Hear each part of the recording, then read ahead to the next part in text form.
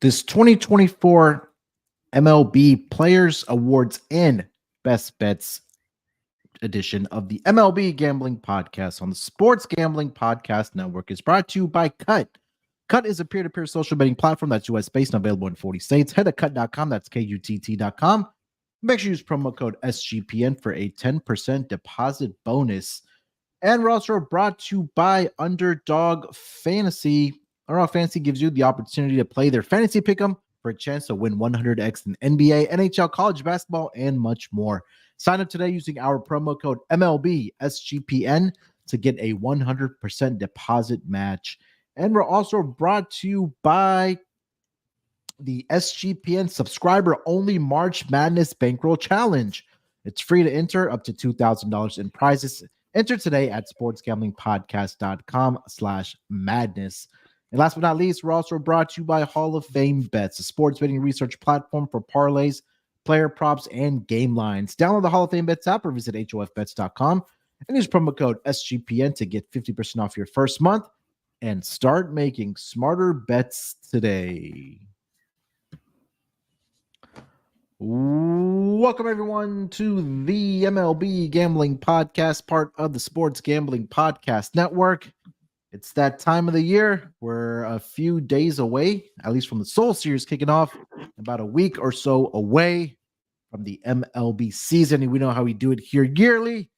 This episode, we're going to cover our player awards market and give out our World Series predictions for the upcoming 2024 season. And we've got the full house here. We're almost a full house. I know D-Rock is not here with us today, but I've got all the hosts first, starting. And this is the first time I think I've ever hosted a show with Malcolm on.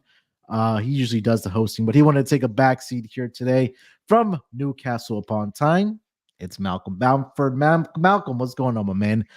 I was talking to you offline before we got on. I said it just feels like this offseason was too short and I have to deal with you again. And you said it felt too long, so here we are. I feel the complete opposite. When I spoke to Lonte last Thursday, it felt like years. It felt like the season's gone on forever. But I think this is my favourite off-season sport.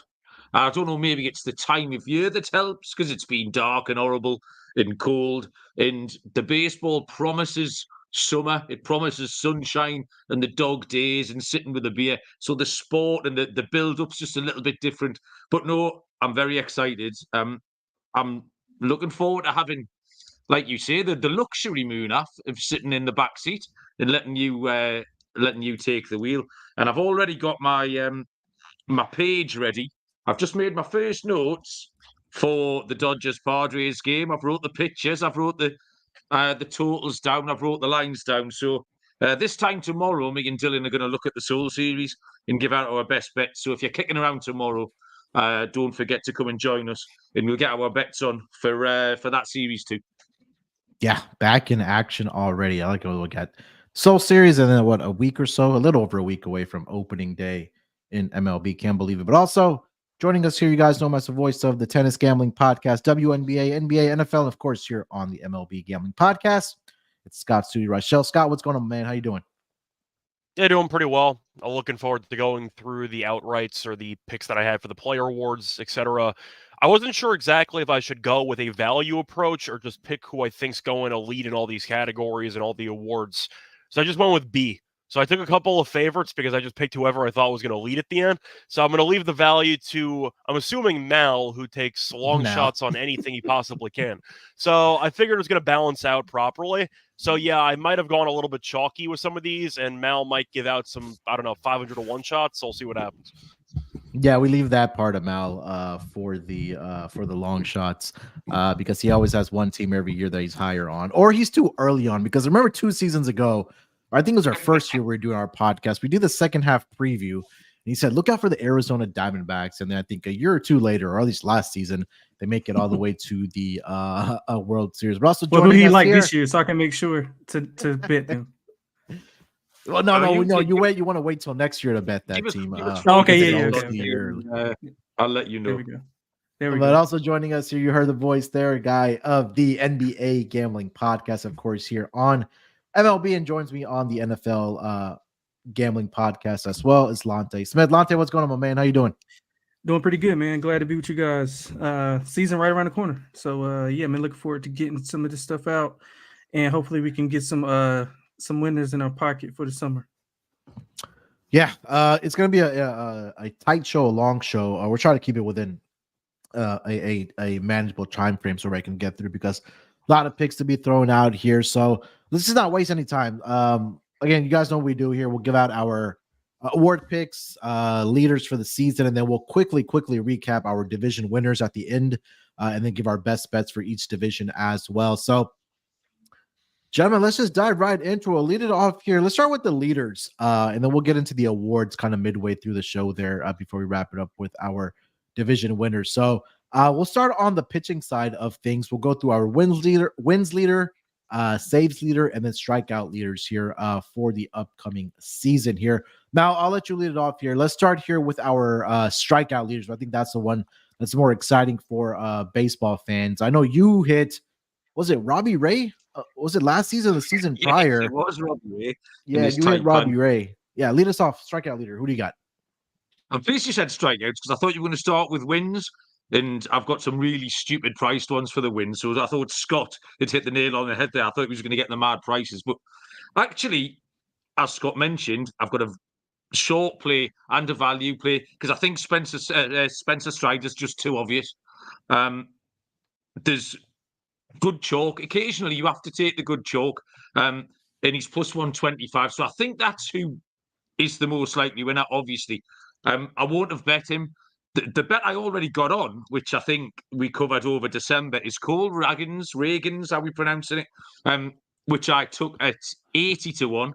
We talked about him a few weeks ago when we did the NL Central preview show, and he's now trading at 33 to 1. So if nothing else, I've got a little bit of value.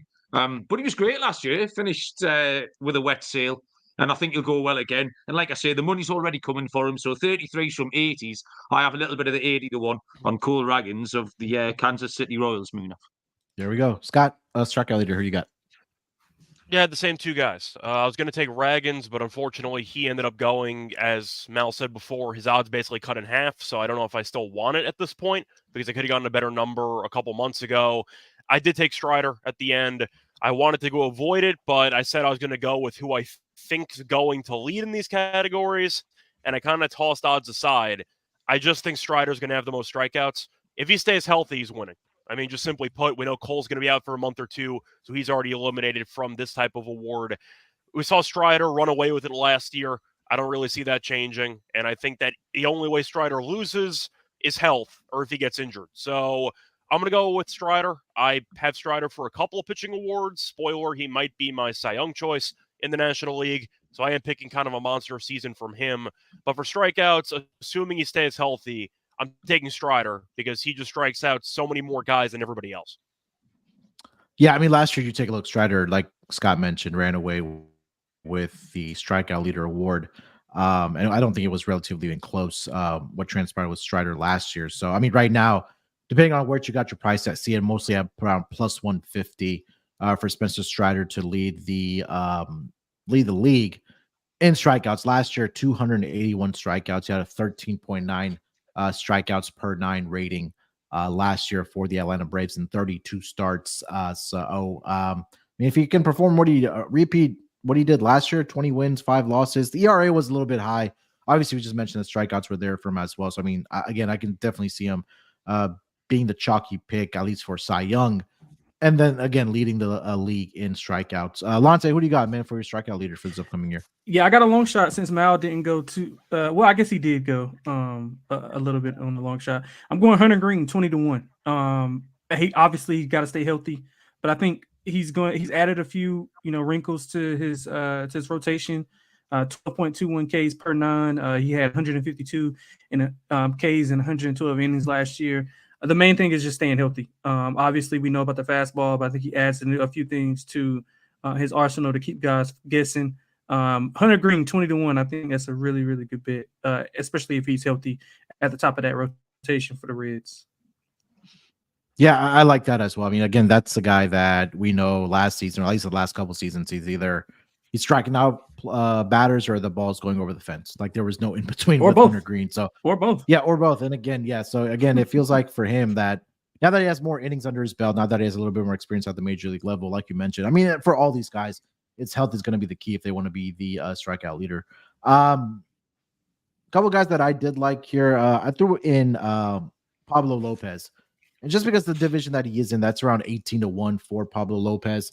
I mean, he had a great season last year for the Minnesota Twins. Did finish the season last year, I believe, with 231 strikeouts. Sorry, 234 strikeouts. He was tied for number 3 with Blake Snell, the Cy Young winner. If we get a little bit more innings out of Pablo Lopez, if he gets into the range of 200 plus innings this upcoming season, especially being in a division. When we preview this division, you're not very high on the offense, right? It's Cleveland. It's I mean, Kansas City would be the exciting one. It's I mean, Detroit. I mean, Javi Baez would give you 100 strikeouts himself if you faced him every single day. But that was one I was looking at. A longer shot, I threw in Andrew Abbott, and I really saw I liked what I saw from him last year. He's around 101 as well for the Cincinnati Reds. He had a K rating per 9 innings of 10.9. So I think that he should be able to get a little bit more innings this year for the Cincinnati Reds for this upcoming season. There's 2 guys at least we like for the Cincinnati Reds side as far as strikeout leaders. So Pablo Lopez, 18-1, and then I'll throw a long shot out there with Andrew Abbott at 101 for strikeout leader. Let's go over to win leaders here. Now lead us off wins. This is a great market. This is one of the best markets we're going to cover tonight because it doesn't take much for one of the really fancy prices. Like I say, you could throw a blanket over the top 25 names on the list. And if I told you, right, so Spencer Strider, we just talked about, projected the most wins at 15. There is a man who's projected second most wins, trading at 125-1. I mean, it's baffling, isn't it? The name there is Framber Valdez. Projected 14 wins. Spencer Strider is projected 15. And he's out there at 125-1. So I just think it's outstanding value. The Astros will be fine. You just need a little bit of luck in this market. The other one I like is Logan Gilbert at 80-1. There's a lot of Seattle pitchers at the top of this market. There's 3. Kirby and Castillo being the other 2. But I don't see why Gilbert's any lesser ranked than the others. Again, projected 12 wins. So you just need a little bit of luck. You need a run to go your way. You need an extra out. You need a double play. And all of a sudden, those 12 wins is 14, and you're in the game. So Gilbert at 8-1 and Framber at 125-1, Munaf. Yeah, I mean, like Framber, I mean, you're going to get an argument from me. He's going to have to be the workhorse for this Astros pitching staff for this upcoming season, right? We know Justin Verlander's easing his way back in. He's getting back, up there in age. Last year, he had 31 starts, only translated to 12 wins, and he wasn't very good. I believe it was either at home last year for Framber Valdez, where he was only 4-8 in 16 home starts, and then last season on the road, 8-3. So this team overall, the Astros struggled at Minute Maid Park last year in the juice box. So if they're able to be a whole hell of a lot better at home, I mean, again, this is an opportunity for Framber Valdez not only to be a wins leader, but also be in that conversation for Cy Young. So no argument for me. Again, Logan Gilbert for the Seattle Mariners, just a lot of expectations and a lot of hype coming around this team. They've built the roster. They started, I mean, from almost day one in the offseason for the Seattle Mariners team. And again, their pitching staff is absolutely loaded. But like you mentioned, I don't think Gilbert should be any lower than the other guys that they have. Obviously, with Luis Castillo at the top of the rotation for the Mariners. Scott, who do you got wins leader for this upcoming season? Yeah, so I said I was going to go with who I just thought was going to win the award or who was going to lead the market, and I have Strider having a massive year, so I took Strider. I was tempted to take somebody else. The thing is, I noticed that a Braves pitcher actually led this category in back-to-back years. So it was Kyle Wright, I believe, 2 years ago. So I was trying to dig on anybody on the Braves rotation not named Strider for me to take. Freed? But I have injury questions about the entire rotation. So I just couldn't do it. Like, I thought about digging into like a Charlie Morton. I was trying to really dig deep into it, and I couldn't do it. I just couldn't get to the window with anybody. So I wanted to pick a very good team, a team that scores a bunch of runs, because I just want the 5 innings minimum, get a lead, and then coast. I went with Strider again. He had 20 wins last year. I think, once again, he's my pick to win the Cy Young for the National League. So I am going to go with Strider at 650. I did try to make some, I'd say, considerations for a Dodgers pitcher or for a Braves pitcher. Thought about maybe getting fun with it with Yamamoto, but I don't know how good he's going to pitch. So I tried to get a bit creative with it. I thought about Glass now. I don't trust his arm and his durability, so I couldn't go with him. Same thing with Bueller, etc. You get the point. I thought about maybe Yamamoto, but I ended up going Strider at 650. He had 20 wins last year. They should be winning a bunch of games because they score a bunch of runs. I think he'll be leading a lot when he leaves the game. That's good enough for me. I took Strider at 650. All right, Lonte, what do you got? Yeah, Mal took mine. I love Framber for all the reasons that you just mentioned, especially at the top of the rotation where he's gonna, like you said, Munaf, he's gonna have to, shoulder the load while Verlander's out. So I think he'll be a lot better at home. I think the Astros as a whole will be better at home, which will ultimately help that record. I'm pretty sure that he's gonna. I would flip the record. You said he was 8-12. I mean, 8-12. It was 3-8 last year at home.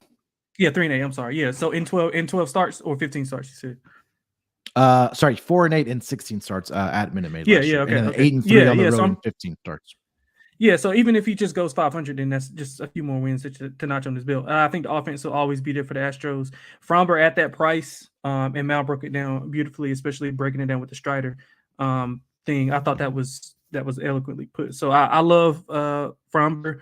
Won't argue with Strider. I did, like Scott, look at a Braves pitcher. I looked at Fried, but he pitched well when he came back. But again, we noticed he was getting the blisters on his hand, and he was having some injury stuff. So I'm not sure if he can stay healthy enough. But I looked at him and also looked at Kodai Senga for the Mets. A super long shot. I think he pitched well last year. Just the Mets didn't have enough offense to help him out. I mean, they were losing games, like 1-0, 2-1. Just couldn't get an offense. He was there throughout the whole season. So if I had to put a top three together, it would be Framber. I would go with Fried, and then I would go with Senga. Well, Senga's a bit confusing to me, just quickly, because it implies the Mets are going to win games. Are you sure you want to go with Senga?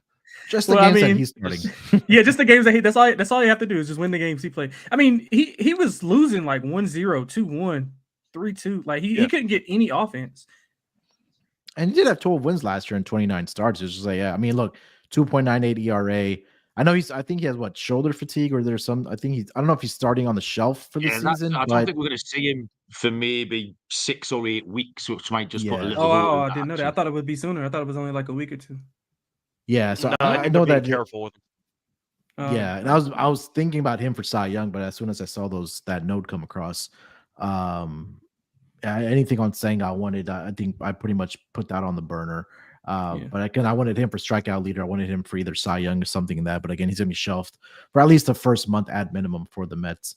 You guys, Lonte, you mentioned the Max. Kodai Senga not getting run support on a team. I went with Corbin Burns, 12-1. I like that. For the Baltimore Orioles, right? Number one, the Orioles at Camden Yards. I think they had some type of change last season to the outfield where it's now more of a pitcher-friendly ballpark. I mean, still a hitter's ballpark, but now he's going from an offense in Milwaukee that, again, gave him 1-2 runs of support. You're now going up again, or not, to a team that has probably one of the better, if not a top 3, top 4 offense in the American League at minimum. So I think that he's going to have a lot of success being that front top of the lineup ace pitcher for this Baltimore Orioles team. I mean, I would rather take the wins at 12-1 than him to be Cy Young around 8-1, where that number is at right now, especially with the news of Garrett Cole. But again, this guy has been pretty consistent throughout his years in Milwaukee for the Milwaukee Brewers at that time, and now go against to a team that actually has offense that can produce runs.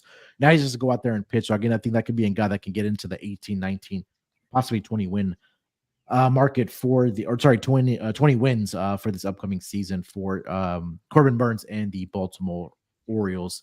Let's quickly get to our saves leader for this upcoming season. Scott, why don't you lead us off? Yeah, so Clase has led the league in saves for 2 straight years because Cleveland's always involved in low-scoring games. It's always 3-2. It's a safe situation every time they win, and he's in the game. So Clase was the choice I kind of had to go with because he has done it in back-to-back years, and we know that Cleveland loves to use him in every single close game. I thought about thinking of someone unique, someone forgotten, so I thought about Edwin Diaz, but I'm not sure the Mets are going to win many games. So I decided not to go with Diaz, but I'm sure some people forgot that he pretty much missed all of last year because of that really unfortunate injury that he suffered. So Diaz, I thought about, who's officially the closer for the Dodgers? Is it Phillips? Is he officially the closer? Yeah, I think so. So I thought about Phillips, but the problem that you have with the great teams is that even though they win by so much margin that it's not a safe situation half the time. So I couldn't go with Phillips. So I had to go with a lower scoring team that I think can win 80-something games, and the closer seems to always pitch. I had to go Clase. I had to do it. I've gone pretty chalk, but I kind of have to because I'm expecting him to walk into 40 saves and change, and that's usually good enough to lead the league. So give me Clase. I think the best odds that I found were about 6-1. That's good enough for me. I took Clase. I'll quickly throw in my first homer pick. I'm gonna go with Josh Hader. He's gonna officially been named the closer for the Houston Astros. This is gonna be a team that's gonna obviously again be at the top of the American League for several years, and I think they pick up right where they left off last year as far as the regular season.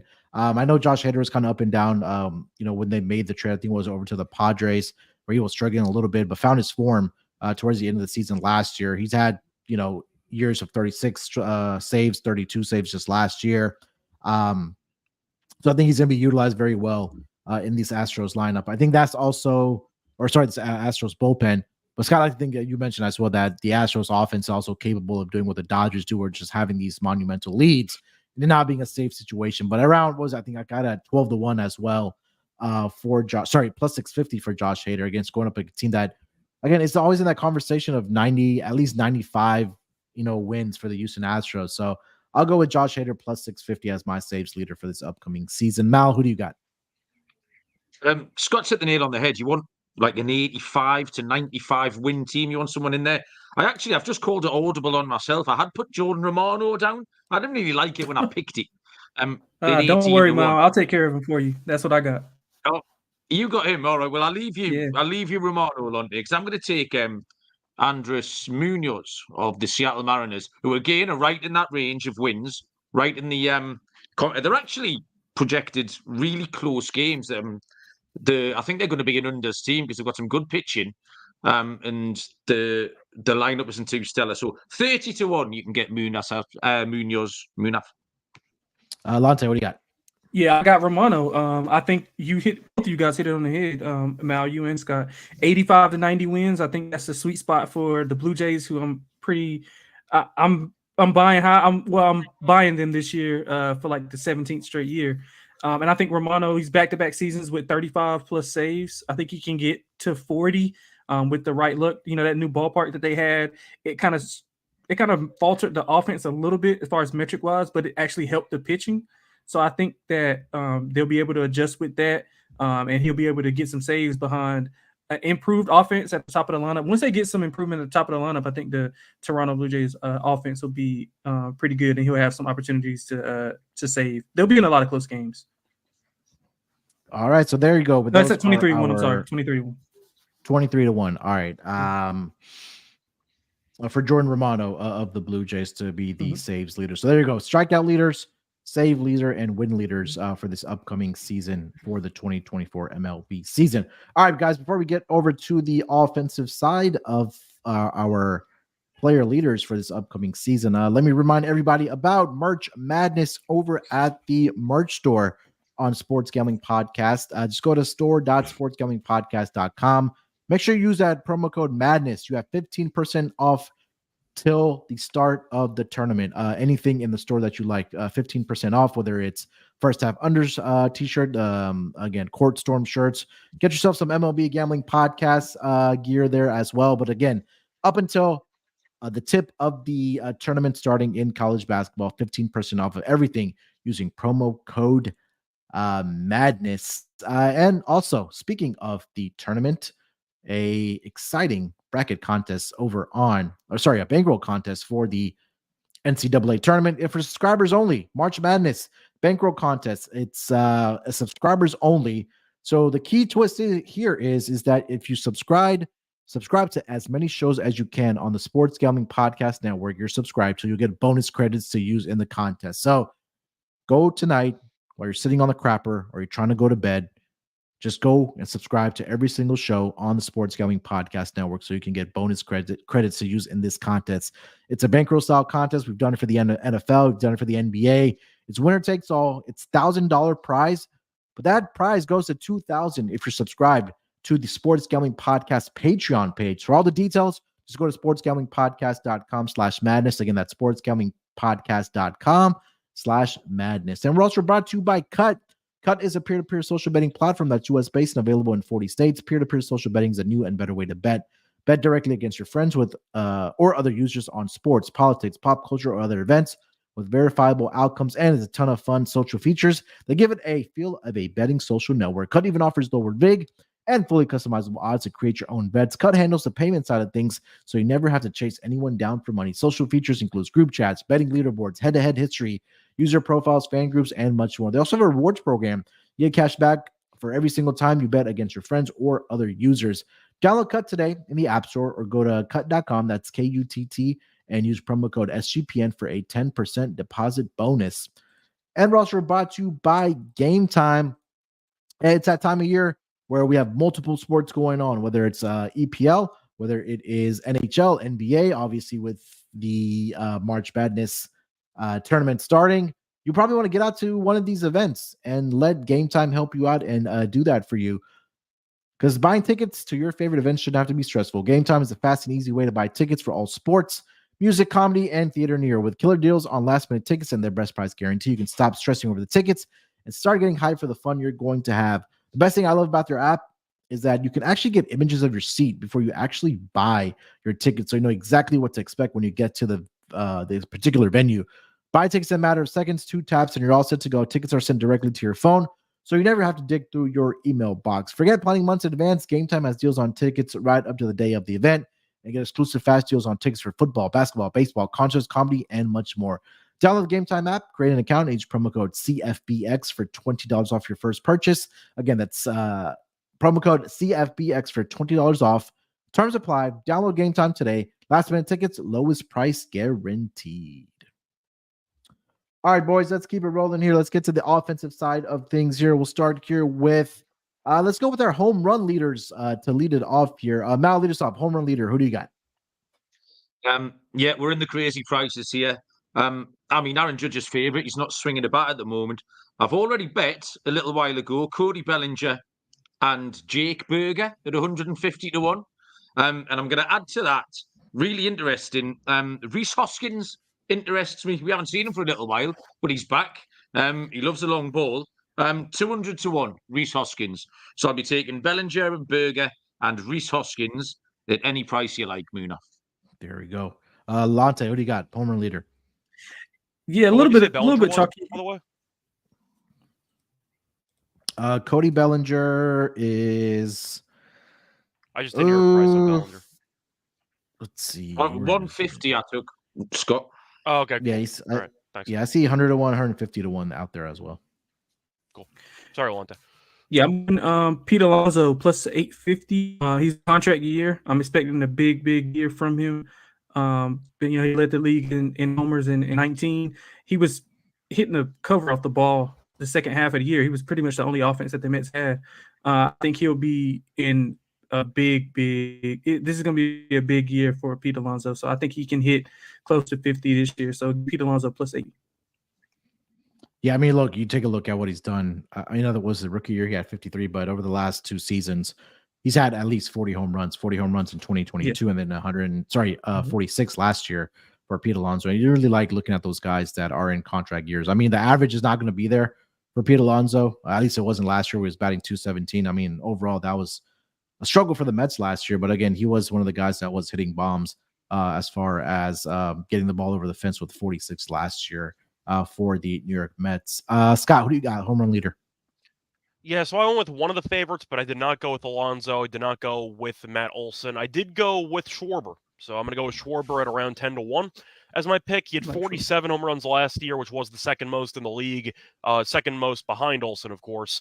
Does make me laugh that he batted 197 and just nobody cares because he bats leadoff and he walks a bunch. So I just find that kind of amusing, but still, I just have to look at his spot in the order. I have to look at his overall just consistency when it comes to hitting home runs. And if we're assuming the home run leader should finish somewhere in the 40s or 50s, I think Schwarber's got a good shot at it because he's had at least 46 home runs in back-to-back years. So if we're going based on the amount of at-bats he's going to get, the amount of power that he has, and just the acceptance of being a home run or bust guy, I'm going to go with Schwarber because we know that if he's going to walk into mid-40s with 50-plus upside, I like the price at 10-1. So give me Schwarber at 10-1.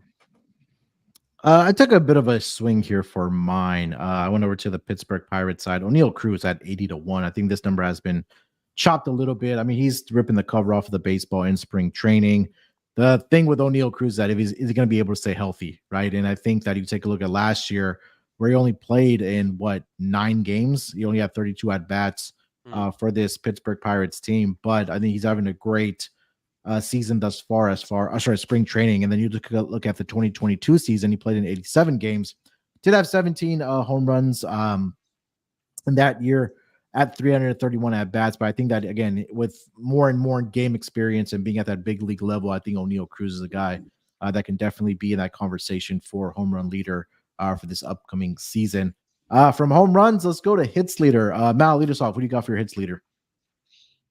Bet Shohei Ohtani, but I don't really like it. I bet that a couple of months ago. I just thought without him pitching, he might be able to just add a little bit more on the offensive side of the ball. But I'm not really thrilled about it, 33-1. I can't look past Acuna. I'm happy to take some big prices when it's appropriate, but I can't look past Ronald Acuna. He's just bulletproof. And at the prices, 10-1's a decent price. We're talking about a favourite, but it's not a plus 125 favourite. It's a 10-1 favourite, and I'm perfectly happy with that price. Scott. Yeah, I already got Schwarber at 10-1. No, for hits leader. Oh, sorry, hits leader. Sorry. I got Freddie Freeman. Thought about going with somebody else, but Freeman is a guy who's consistently in the top 5 every year. Guy's always a threat to bat 330 and change. He has all the lineup support he could possibly want, and I just think Freeman's incredible. So I got 10-1 on Freeman for hits. I just think looking at the Dodgers lineup, you can go with a bunch of different guys. The thing about hits, though, is that you have to go with players that don't walk a ton. So I was automatically going to write off Juan Soto, etc. These guys who walk. Even Mookie does walk a decent amount. But Freeman's always in the top 5, top 3. He's always going to be a threat. He might bat 320, 330 again. Give me Frederick at a 10-1. Love it. I kind of went chalky here. I took Luis Ariz at plus 750. This guy's last year the conversation was this guy going to be able to finish batting 400? He finished batting 354 last year. He's been above 300 in 4 out of the 5 years he's been in the big leagues. Last year, he finished up with 203 hits. I know he's with the Marlins, obviously, but again, he's probably pretty much the only offense for the Miami Marlins. And again, you take a look at a player like him who's going to be at that top of the lineup. That's, again, the guy that just hits for contact. His on-base percentage is always through the roof. So I'm looking at Luis Ariz at plus 750 to be the hits leader for this upcoming year. Lonte, who do you got? Yeah, I'm gonna keep the theme going with the Toronto Blue Jays. I got Bo Bichette 12-1. I think a lot of their success depends on the top of that lineup, and he being at the top of that lineup is important. He didn't play well last year. Actually, he was on his way to lead the AL in hits for 3 years straight. But he got hurt and injured in that last, so that kind of derailed him. But I still think he has another level to tap into. Give me Bo Bichette 12-1 for the Blue Jays. All right. Yeah, I think I had Bo Bichette last year. But again, like you mentioned, for this Blue Jays team, it's about how much success can that top of the lineup give them, right? I know George Springer last year dealt with a lot of injuries being in and out of the lineup. And then having Bo Bichette either leading off for you or hitting that 2-hole, I think that's going to be key for this Blue Jays team for this upcoming season. So I do love that Bo Bichette pick for hits leader. From hits to RBIs here, Mal, lead us off. Just going back there to the hits market, Munaf.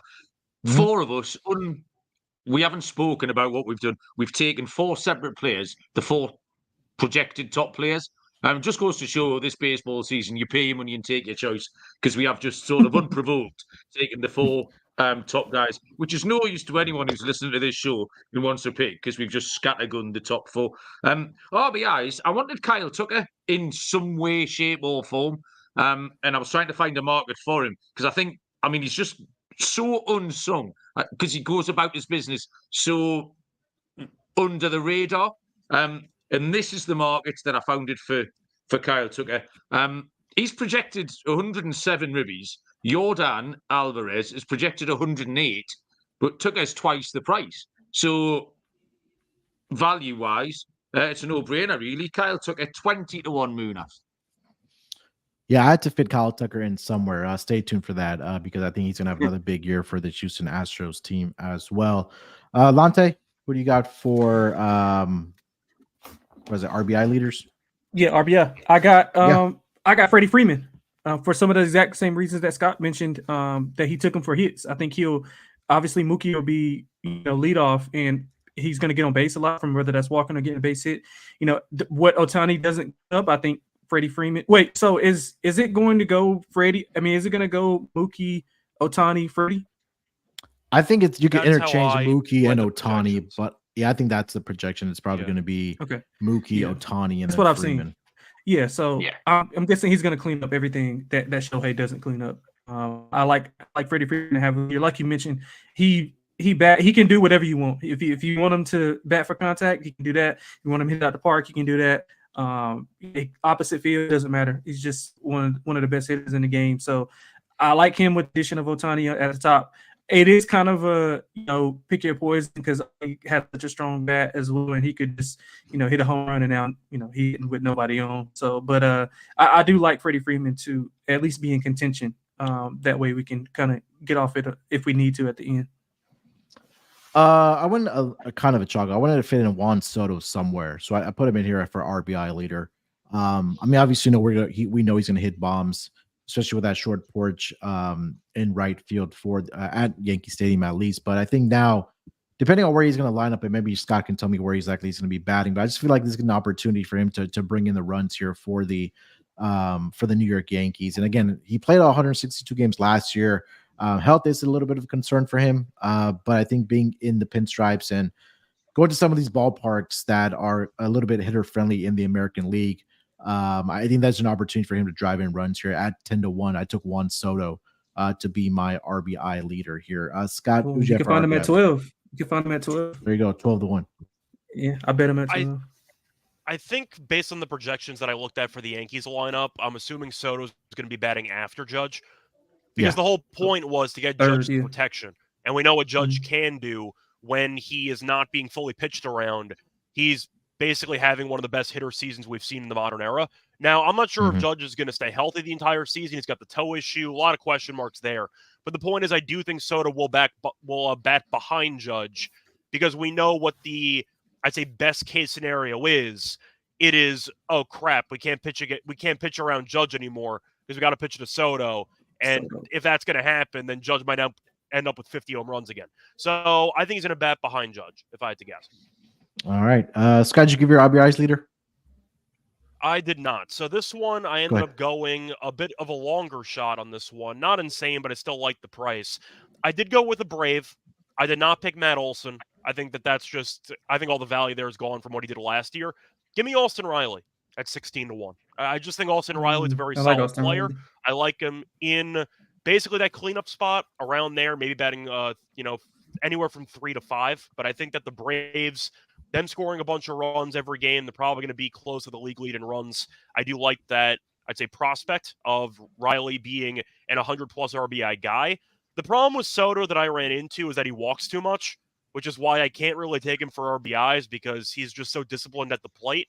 Austin Riley, not so much. He does walk, but he has never had more than 59 in a season, so he is a bit of a free swinger there. He has played at least 159 games in 3 straight seasons, so he's very durable, which I think is an underrated quality that he possesses. Give me Austin Riley at 16 to 1 and a great offense. Yeah, I like that. All right. From RBI leaders, let's go over to runs. Who's going to be scoring these runs? Mal, you want to lead us off? No, because I couldn't find any markets for this. This was the one gap in the UK market. So I have absolutely I couldn't find nothing. Either. I found a market. So yeah, I think me and Scott have the same guy. So Scott, you want to go for it?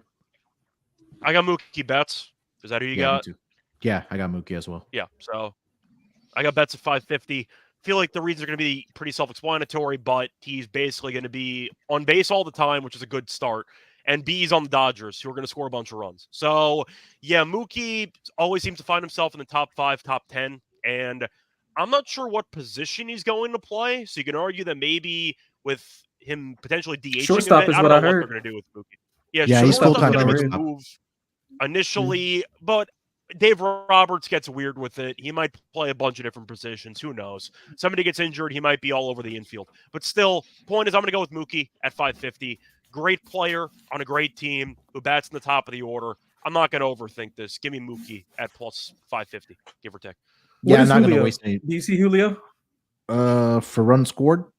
Yeah, Let me see. Julio. I like Julio if it's double digits, especially.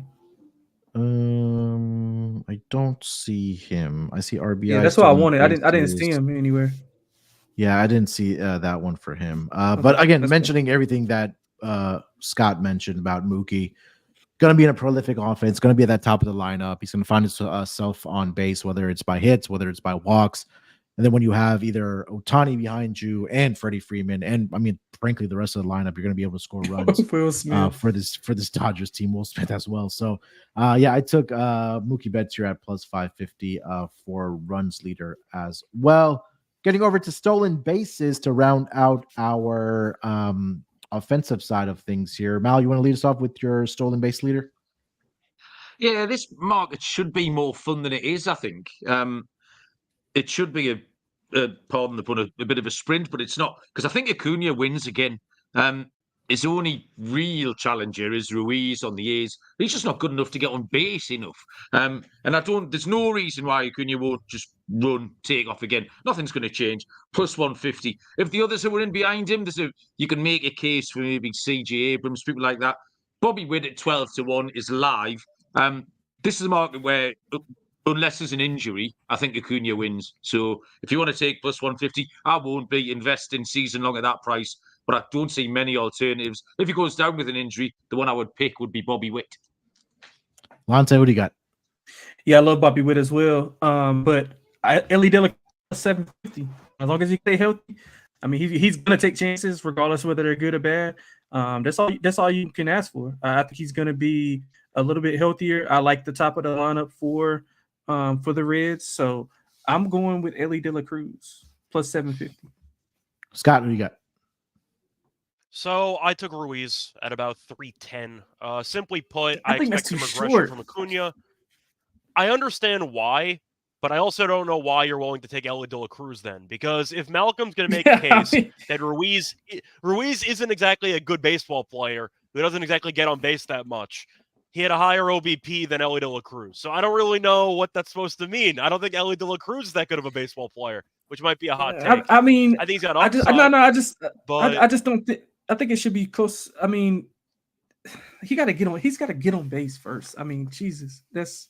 So does Ellie De La Cruz. I get what you're saying. Yeah, I get what you're saying. I get what you're saying.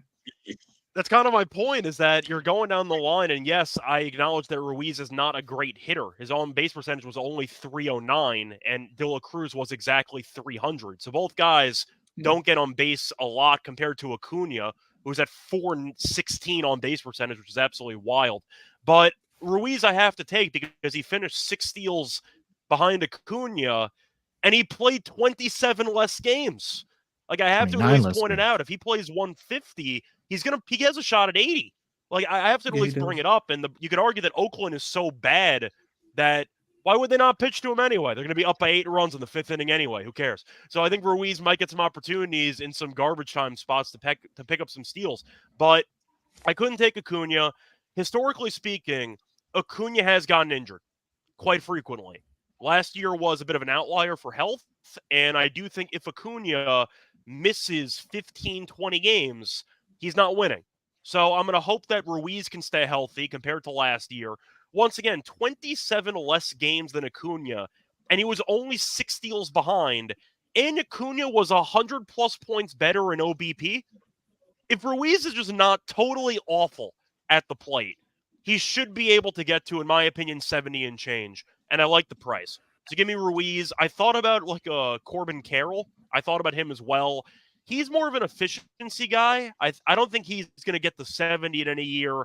I think Carroll's going to be a 60 ceiling guy, but he'll go 60 of 62, and that's good enough. So he's going to basically never get thrown out, kind of the Trey Turner vibe. But I'm going to go with Ruiz at 310. I can't ignore those numbers from last year. Those numbers were crazy. Yeah, I have Ruiz as well. Everything that Scott mentioned, so I'm not going to waste any more time. He played, 29 less games than Acuna, and had only, 5 or 6 short of him being the steals leader last year. So I'm on Ruiz here as well. I found a plus 390, plus 310 for him to be the steals leader for this upcoming season. All right, so that is our offensive side of things as far as leaders for this upcoming season. Before we get to the awards market, let me tell everyone about our friends over at Underdog Fantasy.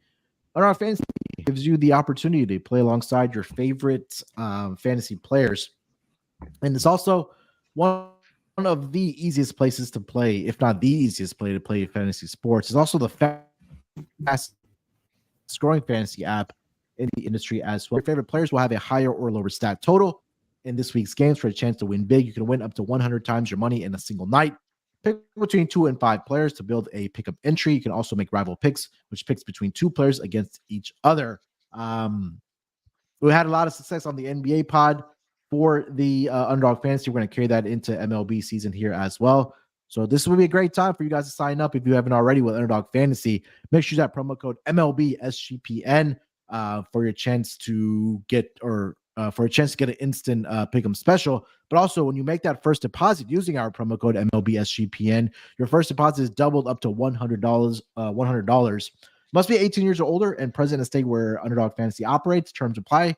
Concerned with your play? Call 1-800-522-4700 or visit www.ncpgambling.org. We're also brought to you by Champs. Champs is having their their March Madness bracket contest for a chance to win $1,000. And if you also host your own March Madness pool on Champs, you'll get an extra entry into that bracket contest. Tiebreakers are determined by whoever enters first, so make sure you register now so you don't miss out. Head to sportsgamblingpodcast.com/champs. Again, that's sportsgamblingpodcast.com/champs. And we're also brought to you by Hall of Fame Bets. Win bigger by betting smarter this NBA season with Hall of Fame Bets, a sports betting analytics platform for parlays, player props, and game lines. Research every NBA and soccer bet with historical stats and data. Enter any parlay idea into Hall of Fame Bets revolutionary parlay optimizer tool to get hit rates broken down by leg, as well as an expected probability for the entire parlay. Sort all players by hit rate for any bet to learn which players are hot and which picks have value. Stop betting in the dark and join over 30,000 users researching with Hall of Fame Bets or craft more intelligent data-driven parlays. Download the Hall of Fame Bets app or visit HOFBets.com and use promo code SGPN to get 50% off your first month today. Start researching, start winning with Hall of Fame Bets. All right, gentlemen, let's get into our awards market for this upcoming season. Let's lead it off with, we'll go Rookie of the Year. Mal, you want to lead us off? Yes. I've got a short one and a long one. National League Rookie of the Year. It's a player that Noah turned me on to. Noah's good at his rookies. Noah Bennick, you know, from the network. And he turned us on to Jackson Chourio of the Brewers. He was going to get plenty of run, and he's 10-1. He's got all the tools. He can do anything you like. So 10-1 for Chourio. And then at a big price, Munaf, I thought I'd throw you a bone. Is this the first Boston Red Sox mention on the show? Is Sedan Rafaela. It's 60-1. It's not a really very competitive market, this one. My only little concern with him is he's got to make the team first. And I think you've got maybe 4 outfielders going for 3 spots. So there might be a little platoon situation. But if Rafaela, and this is a long season as well, you don't have to play 162 to win this. But Rafaela, I think, can give us a run at 60-1. So I'll take Chourio at 10s for the Brewers, Rafaela at 60s for the Red Sox. Lonte, what do you got? Honestly, I like to chalk on. I like if Evan Carter does. Evan Carter's probably should be he's probably going to be a minus my favorite. Like by I say by 2 months, he'll be a minus money favorite. It'll be a Travis if he doesn't win that award. But on the other side, me and Mal talked about. I think me and Mal talked about this. Jung Lee for I like him at 9-1. I think it's 9. Let me make sure. 9-1 for NL Rookie of the Year. I think he'll be at the top of the lineup. He'll get a lot of opportunities in that lineup. And I mean, he ball well. He struggled with the fastball a little bit coming over, but I think he'll be adjusting and he'll have more opportunities at the top of the lineup to be able to pick more Jung Lee at 9-1. And I mean, anything that you can get with Evan Carter, I think is. I mean, although it's a short number, you don't want to tie your money up for that long on a short number. I think he wins this award, more often than not. Scott, who do you got? Yeah, I got Evan Carter at 350. I wasn't really going to overthink this one. He's around Jackson Holiday price, but Holiday might not make the roster. So I wasn't really going to overthink this. I think Evan Carter is really, really good at baseball. And from what I saw in the playoffs, he's ready to roll. So I got Evan Carter. Great lineup as well. His stats should be solid. And I think that he's in line for a good showing. So plus 350, I like for him. The NL, I really didn't have much because Rookie of the Year, you're either throwing at darts or you're expecting one of the chalky favorites to actually show up and look sharp. I did take Yamamoto. It's mostly just based on hype. I just think it's going to be a media hype train. We know how with Ohtani, there's been a movement towards kind of going out of your way to see what the Japanese phenom can do. And I think that the media is going to be all over Yamamoto the entire year. Even when he's average, they're going to try to overhype everything he does. And I'm kind of going to back the media train before it goes into full motion. So give me Yamamoto at 150. His record should be fine because he's on the Dodgers. I think that he's going to be a solid pitcher because I watched him pitch a bit when he was over in Japan, and I just think he's a very solid pitcher in general. But I went Yamamoto with chalk. I really didn't see anybody in the National League that I looked at and said, wow, I really like the price on this guy. So I just went Yamamoto. I think that the media is going to be really trying to make the push for Rookie of the Year for him from the start. And I'm hoping that the media will get him over the finish line. Give me Yamamoto at plus 150. Yeah, I took the other Japanese guy on the Cubs, Shotai Imagana at 12-1. He's had a pretty good spring training thus far for the Cubs, and again in a pitching rotation that they're going to need him to step up. It's him and Justin Steele, for that Cubs pitching rotation. But I think again we saw a really good spring training thus far out of him. It's at 12-1. I think there's another guy that will have some hype in a pretty good market as well, obviously with the Chicago Cubs there. So I took him at 12-1. Didn't really have anything for the American League. I mean, you guys pretty much covered it. It's either going to be Evan Carter or maybe Whit Langford for the Texas Rangers. I mean, those two guys are just going to make this lineup even more prolific than it already was last season for this Rangers team. So there it is for our Rookie of the Years. Let's turn over to Cy Young for this upcoming season. American League and National League Cy Young Award winners. Mal, lead us off. Two at nice prices here. American League, I've already mentioned his name for wins, which was Logan Gilbert. I just don't think there's much between him and the other Seattle pitchers. They've got a really good rotation, actually. A little step forward required to keep up with Castillo. But who's the other pitcher that's getting all the smoke in Seattle? My mind's gone blank. Sorry? Castillo? Luis Castillo? No, the other, the one in the middle. But anyway, I think Gilbert's perfectly. Are you talking about Kirby? Yeah. I think they're the same bloke. And Gilbert's twice the price of Kirby in every market. There's nothing between him. So Gilbert at 30s. And the second one for the National League is a player I have backed. I've already bet Bobby Miller at 40-1 on a very, very good team, which is going to keep him relevant and in the public eye. There's nothing not to like in what he's done so far. For a little step forward, 40-1, I think is an excellent price for Bobby Miller on the Dodgers, Munaf. I mean, I'll throw mine in there. I took with a Mariners pitcher. I went Luis Castillo. I think this is going to be an opportunity for him to have another big year for this Seattle Mariners rotation. He's going to be at the top of the lineup. it's a little difficult because you have about 3 guys in this rotation that are top 8, top 9 as far as Cy Young Award winners. So maybe they take votes away from each other. The other one I would throw out there, it's chalky as well. I mean, you guys mentioned him for a wins leader, is Framber Valdez. I think he's just primed to have another big year for the Houston Astros team. And again, we talked about that. If he's able to turn around what he did last season at Minute Maid Park and just be a little bit better and get those wins, the strikeouts are going to be there. The innings pitch are going to be there for a guy like Framber Valdez. It's chalky, but those were the 2 guys I was usually looking at. Again, when we talk about this award, it more times than not, it is always a chalky pick, especially in the American League. National League, I went with our guy Zach Gallen, 15-1. At some point, he's gonna get this award. He's just, again, incredible. The numbers back it up. And then one more I'll throw out there. This ticket was close last year, but then it wasn't so close. Justin Steele, I had 100-1, 80-1 last year. He's now down to 20-1. Not having another incredible year as far as spring training goes. I think that he's going to prime to have another big year for the Chicago Cubs team, being the frontline starter. So Justin Steele, 20-1, Zach Gallen, 15-1 in the National League, and then I took Luis Castillo at 10-1 for Cy Young in the American League. Scott, who do you got? All right. So for the American League, I had a couple of choices. I actually initially took a guy that was supposed to be on a really bad team based on the price. I'm not sure if he's going to win it or not, but I know that Mal and I mentioned him earlier for strikeouts.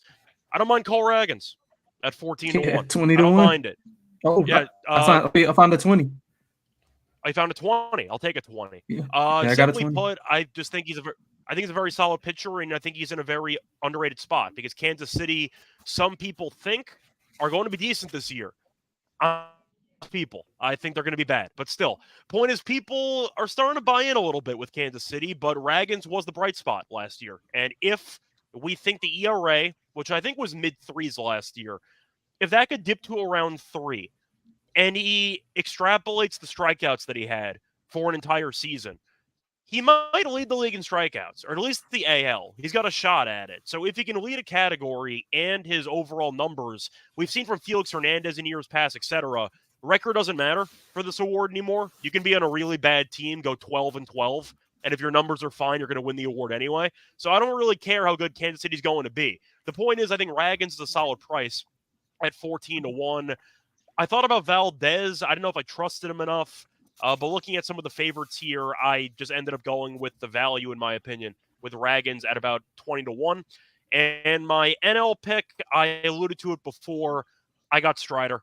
I didn't really overthink it. I just thought that he was going to be in the serious running to lead the NL in strikeouts and in wins. If you win 2 out of 3 of the Triple Crown, you're probably winning the award. I think it was fair that he did not win it last year because the ERA kind of ballooned late, and I think he finished in the 3.8s. But I went with Strider. Smacked. Yeah, I went with Strider at 450. I just think that he's in line for a massive year. So Ragans was my sleeper half long shot pick, hoping for a solid amount of strikeouts, and I'm hoping that he can kind of just really showcase his skills, which I think he has. So that's my pick. Lonte, what do you got?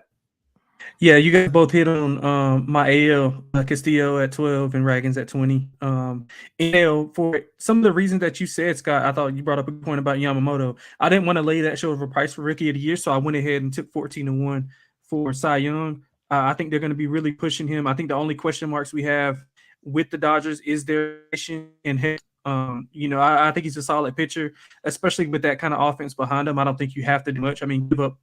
I think you can give up even three runs, even 4 at times, and still get a win with how powerful that offense is. So I like Yamamoto at a bigger 14-1. Obviously, in a big market like LA, they're gonna try to push that to get him that award. And they've got guys coming back. Kershaw, Buehler are gonna be out.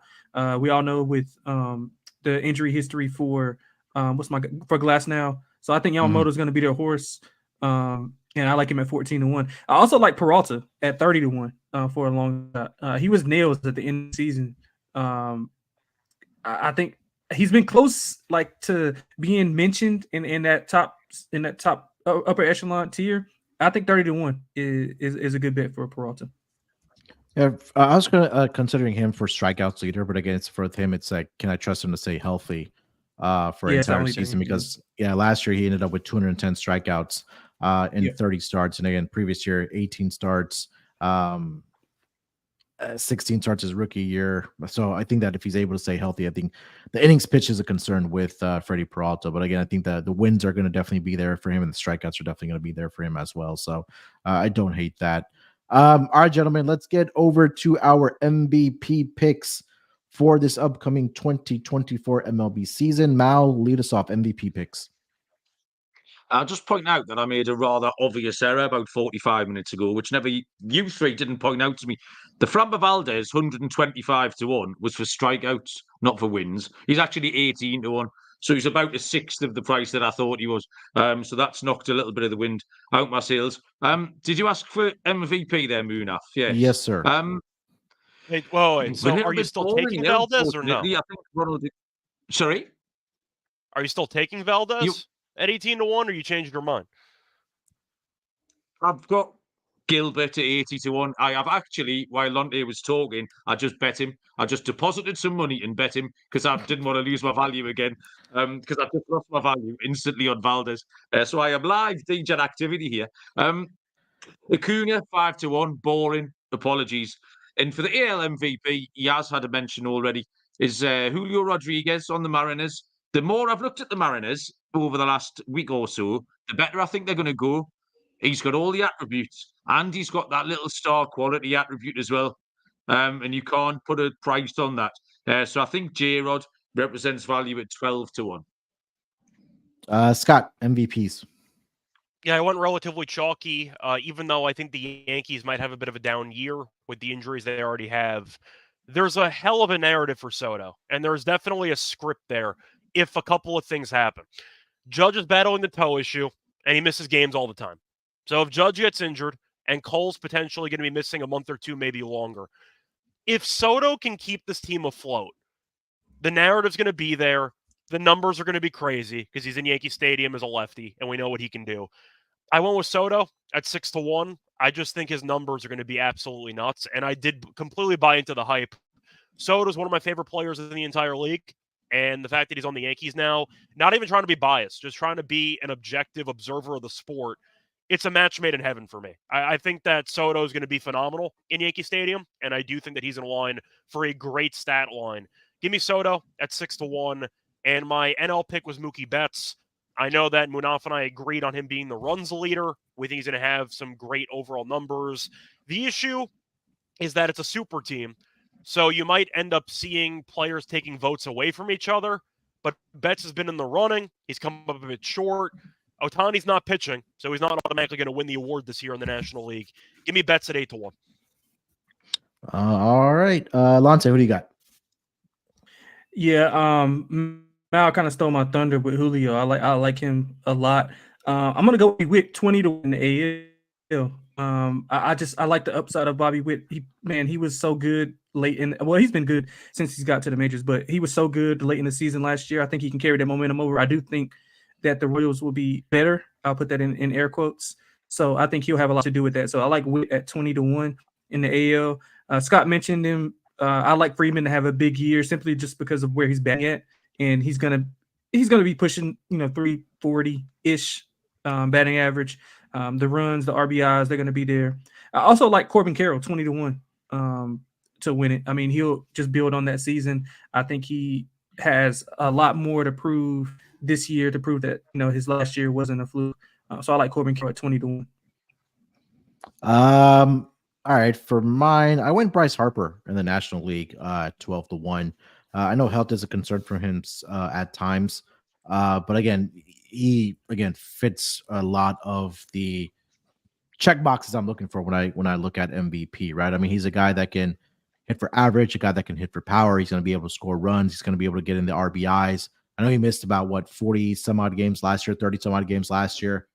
Finished with 21 home runs, 72 RBIs. And I know he hasn't had 100 RBI season since the 2019 season, but I think it's an opportunity for Bryce Harper, for this Phillies team, to really carry them in that NL East division. And they're always in contention for a playoff spot, and we know what they're able to do when they do get into the playoffs. So, but again, for the regular season, I think Bryce Harper, if he's able to stay healthy, that's the key for him. And I think that he'll be able to really produce for this Philadelphia Phillies team. And then for the American League side, I mentioned earlier, I got to put in Kyle Tucker somewhere.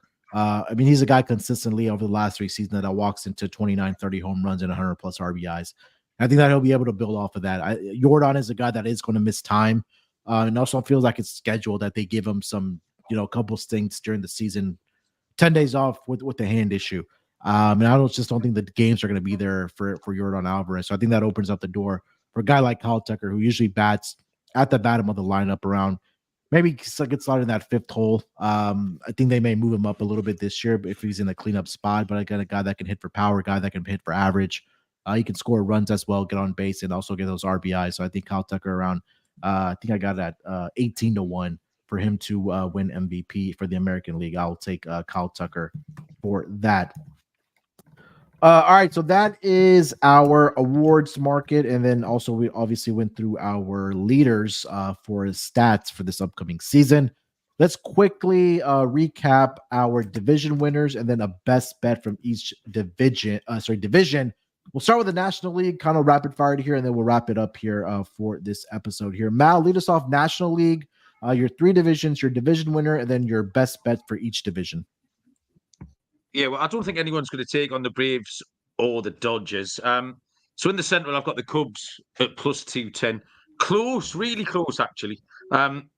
Best bets, though, there's quite a few things I like. In fact, the 2 short price favourites, I've taken exactas. So the exact 1-2 to be Atlanta and Philly. Looks like a lock at plus 110. And I like the Dodgers to be followed home by the Padres as a 1-2. And that's plus 260. And in the Central, I've got a couple here. I can't decide because I think my favourite bet of the entire offseason is the Cardinals to finish 5th in the division. The Cardinals are going to finish stone last at 16-1. And I've seen that now it's into 10-1. But I do like Cincy to make the playoffs at plus 145 if you're not quite as brave. So, yeah, they'd be my picks, Munaf. All right. Alante National League division winners and then your best bets from each division. Hold on, let me get my sheet up. National League. Where am I? I'm going to start with the NL Central. I like Cincinnati plus 375 to win the division. I think that'll probably be my best bet of the whole show, to be honest. I love Cincinnati to division. I like the exacta that Mal put out. What was that, Mal, that you said? It was Dodgers, Phillies. Dodgers, Padres, I'm sorry. Yeah. Braves, Phillies, or Dodgers, Padres. Yeah, I like both of those, except for instead of the Padres, I'll flip that around and I'll go with I'll go with the Giants. Hold on, I'm trying to find the price. Yeah, no, not the Giants. The Diamondbacks. The Giants was the D-back last week. I was trying to find the price. I'm sorry. Yeah, I'll go with the D-backs. So Dodgers D-backs. I think the price should be around plus 175. Yeah, that's right. Yeah. Okay. So I just want to make sure we get that right. Am I mentioning the division? Did I hit them all? You got NL East. East. No, I don't have it. I have East. Do you have the odds on you? I didn't put the East. Do you have the odds available to you? For division winners, yeah, let me get it here for you. Yeah, for whatever reason, my sheet didn't update with NL East. For the division, I have Braves minus 240. Oh yeah, that's why I didn't put it. Yeah. It's the Braves or nothing. All right, Scott, National League division. What do you got? All right. So I'll go with the division winners first, then I'll take my best bets. I got the Braves at minus 240. Sorry, I don't have a choice. I got the Cubs at plus 210 because I just think that price is solid. I like this Cubs team, and they got Bellinger back. So a Scott Boras client actually signed somewhere. Congratulations to the Cubs. They got Bellinger back. And my last pick was the Dodgers at minus 450. Yeah, why bother? That's kind of my thoughts on the division. I was a little bit conservative with the actual leaders and with the awards, so I kind of went exotic with the best bets. So my best bet in the NL East, I have the Marlins' longest losing streak, over 6.5 games at minus 120. I think the Marlins are going to be bad. Just simply put, they're a team every year that can't hit the ball. The pitching's usually fine. But around the trade deadline or around the All-Star break, they fall apart because they're going to blow up the team. every year, and I think that they might be trading some guys. But this is cash for the last couple of years. It's a pretty standard bet. Give me the Marlins at some point to lose 7 or more games in a row at -120 as my best bet for the NL East. For the NL Central, give me the Cubs win total over 83.5 at -110. I like the team, just simply put. I think that they fixed the rotation. Most importantly, they have a manager that I actually don't mind. They got counsel. I think Ross was a really bad manager, and I think that they finally upgraded in that area. It's a weak division. The Brewers are a poor team that traded a lot of talent. The Cardinals, I'm with Mal. I don't think they're very good. And the Reds, the rotation should be better now that they're healthier. Lodolo coming back, for example. But I still don't trust the bullpen, and I think the Cubs are the more complete team in that division. So give me the Cubs win total over 83.5 at -110. The NL West I found very, very hard because the Dodgers, I can't pick their win total over, but they're going to win the division. So I had to try to find something creative, and I found a very exotic prop. FanDuel was having some season specials that I saw on their platform yesterday. It's a juicy play. Give me the Dodgers to record 2+ hits in every game at -195. That's fun. Essentially not to get a 1-hit or no hit at all. All right. Yep. So for my National League, I'll make it quick here. I got the Braves to win the division. Marlins under 78.5 wins. The NL Central, I got the Cubs as well to win the division. And then I took the Brewers under 77.5. And then for the NL West, it's the Dodgers. And I'm not afraid of the big number. I took the over 103.5 wins. I think this team just walks into 100 wins within the blinking of an eye. That second half of the season, after they get into the All-Star break and come into the All-Star break, the Dodgers just turn it up. They just flip the switch. So again, this team can walk into 104, 105, 106 wins at minimum with the roster that they do have. So that'll be my National League. And the American League, I'll lead it off here. I'll go quickly. I got the Orioles in the AL East. Still don't know why the Yankees are favored, just because it's a Yankees name. But I think the Orioles are primed. AL Central, I took the Minnesota Twins. I just think they're the more balanced team on both sides of the baseball with the pitching staff and the batting order if they're able to stay healthy. AL West, of course, I'm going to be a homer and take the Houston Astros to win the division. And then just to double down, best bet in the division for the AL West is the Astros over 92.5 wins. Tigers over 80.5 wins in the AL Central. And then I'll take the Baltimore Orioles over 89.5 wins. Again, definitely shop around for the best number for the American League. So Orioles, Twins, Astros, and then Orioles over 89.5 wins. Tigers over 80.5 wins. And then the AL West, Astros over 92.5 wins for the American League. Now, what do you got? The prices are all wrong in the AL East. There should be 4 teams at 3-1 and Boston at 4-1. The prices are all over the place. The Tampa Bay Rays are a ridiculous price at 7-1. Huge price. And my best bet for that division is Rays to make the playoffs at +130. I'm going to take the Royals at 10-1 because why not? And I've got the Astros as my third pick. I won't be backing them. I don't really like it. I'm going to crossfire with you, Munaf, on the Tigers. I've got them under their win total. And it's very, very chalky, but I love it. If you're a rich man, you can back Seattle to make the playoffs at -135, which I think is like finding money in the street. So that's my AL selections, Munaf. Lonte, American League, what do you got? Yeah, AL East, I'm not going to be a homer and go with the Yankees. I'm actually going to go with Toronto at 4-1 to win that division. I like their win total over as well. AL Central, I'm going with the Detroit Tigers. I also think that they go over their win total. I think all the teams outside of the White Sox are pretty much coin flippy.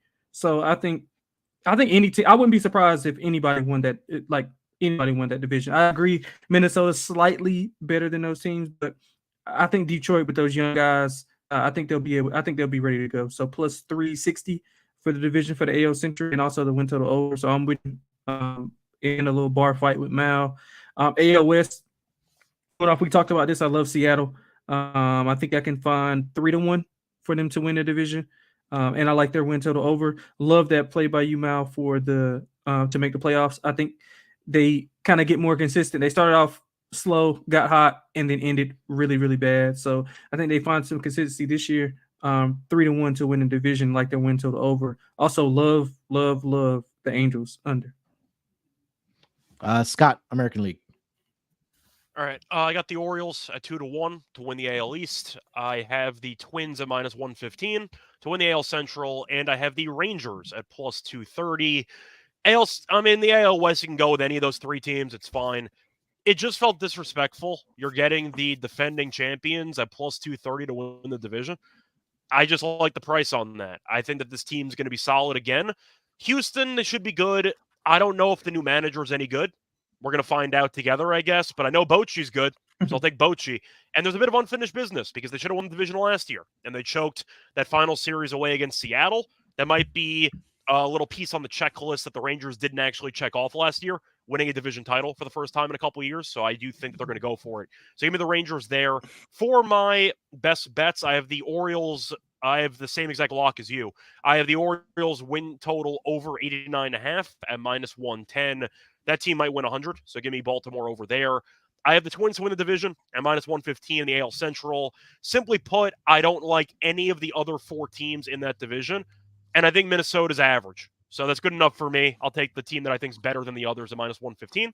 And my last pick for the AL West, give me the Rangers to make the playoffs at -160.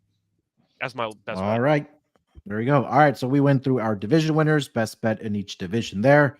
Last order of business before we wrap it up here. World Series predictions for this upcoming season. Mal's always swinging for the fence, so I'll let him lead it off here. Mal, what do you got? It's relatively subdued for me. Seattle at 20-1 will beat the Cubs at 33-1 in 6 games. The Seattle Cubs World Series matchup is 250-1. So make sure to bet that next season for the 2025 season. Mal's always a season early on, at least the National League teams. I'll say that. But yeah, that would definitely be a fun World Series to watch. Lonte, what do you got? World Series prediction? I got Atlanta in the NL, and I got them beating the Yankees, baby. Oh God, right, that will just throw that ticket away. Scott, Atlanta over the Yankees.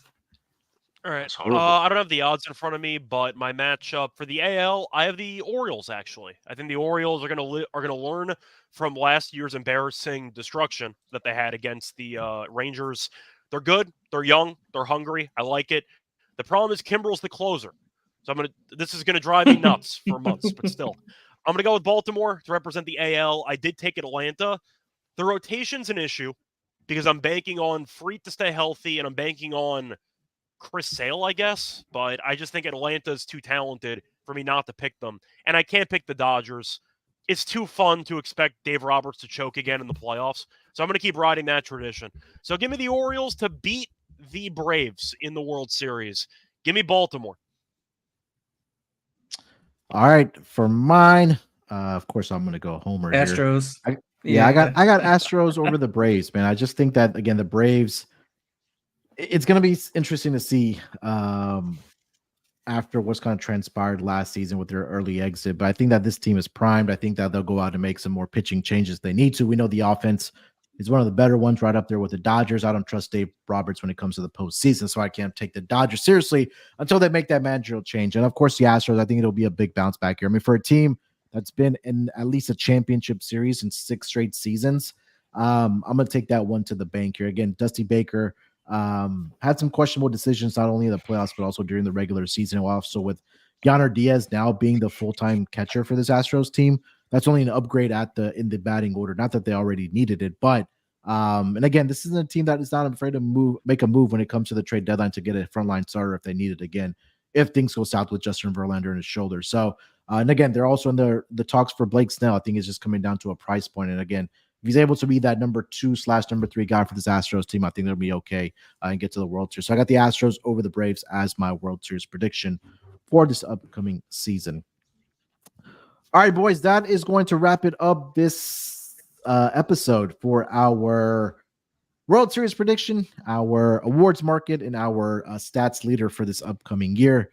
Definitely was a lot of fun doing this episodes. And again, got the Soul Series starting on Wednesday and Thursday. And before we know it, opening day, just a few days away, which is about 7 to 10 days away, if I'm not mistaken, for opening day. So baseball right around the corner. Definitely excited for it. Mal, any parting words for our listeners before we get out of here? No, I would just remind everyone that this time tomorrow, me and Dylan will break down the opening game of the Soul Series, Glasgow against Dervish. Somebody's going to win, and me and Dylan are going to find out too tomorrow. There we go. Scott, anything else? No, opening days in 10 days, so get excited. Strap in, should be a fun year, and I'm looking forward to it. That's it. Lonte, anything else? That's it, man. Looking forward to the season. Thanks to everybody in chat to join us, man. Yeah, definitely going to be a fun season this year.